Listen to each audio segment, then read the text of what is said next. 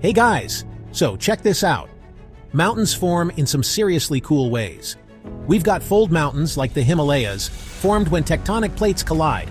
Imagine squeezing a rug. Fault block mountains, like the Sierra Nevada, happen when Earth's crust breaks and shifts. Volcanic mountains, think Mount Fuji, build up from eruptions. And dome mountains like the Black Hills form when magma pushes up but doesn't break through.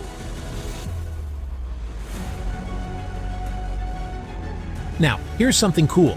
Mountains are always changing. Wind, water, and ice slowly wear them down. But some, like the Himalayas, are still growing. It's like Earth's never-ending construction project.